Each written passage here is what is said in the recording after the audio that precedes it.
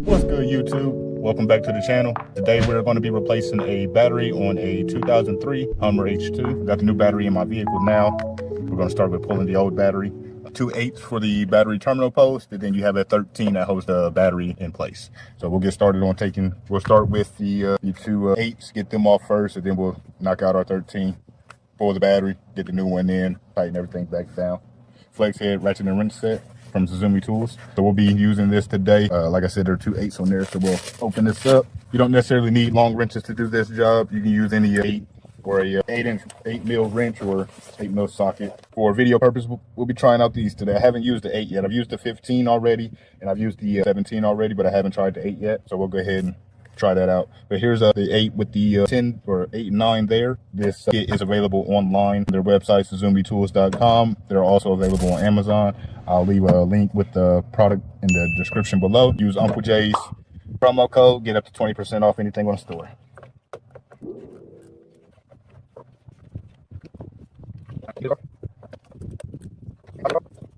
The battery terminal studs or nuts or whatever you want to call them, sometimes they like to fall out, especially if the housing, these usually have a rubber housing on the outside of them that holds the nut in. This one does not have the rubber housing on it anymore. We don't necessarily need it.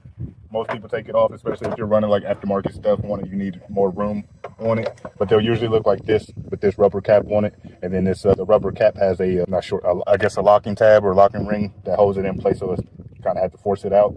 But yeah, terminals are off. We got a 13 right down here that holds the battery to the housing. Right down there, you can see it. Sorry if it's a bad camera angle, but it's right down there. It is a little rusted, but I'm not in my work truck today, so I don't have a replacement with me.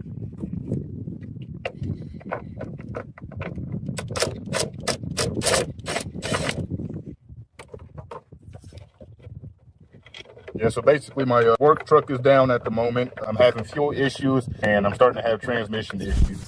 Then I need to redo my front end.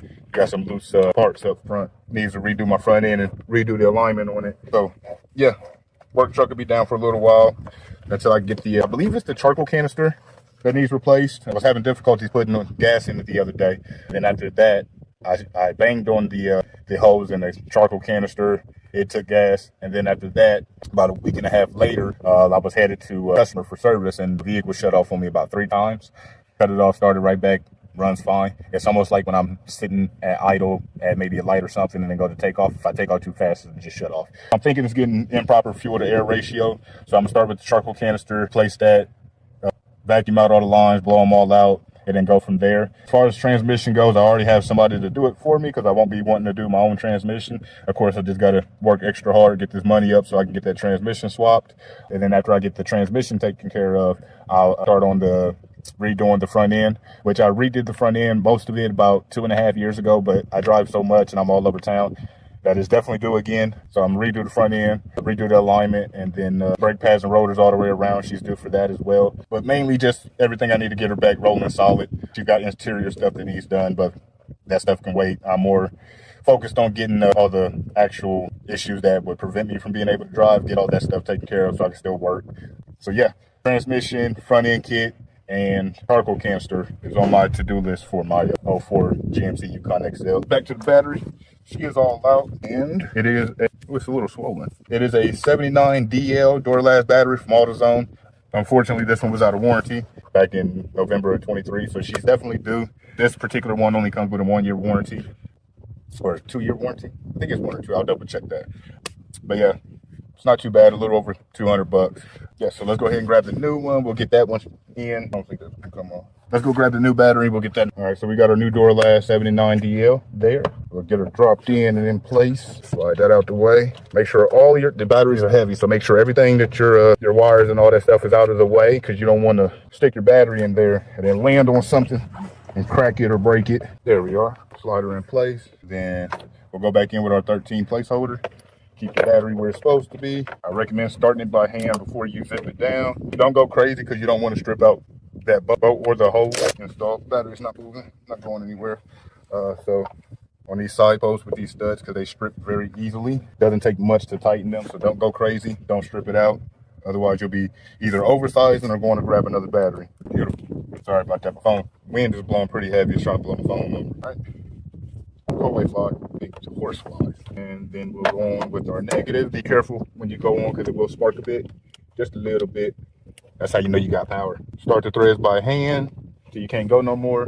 And like I said, don't go crazy tightening. You don't want to strip. I did come by 2 days ago. Tested the battery, tested the alternator. Battery came back bad. Alternator came back decent.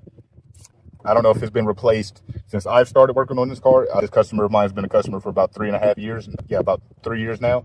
I haven't replaced it, so I'm unsure if it's the original or if it's been replaced at some point before then. But like I said, it doesn't have any issues at the moment. So I decided not to worry about replacing the alternator today. But if we have any issues out of it in the future, we'll go ahead and slap on a new serpentine belt, a new alternator on it. Belt's not too bad, couple crack spots, but it's not too bad. This vehicle doesn't get driven much. It's just kind of a all around for the animal, for the dogs. That's when this gets used, so it doesn't get too much travel time. And that's hence probably why the battery went dead so fast in less than 2 years.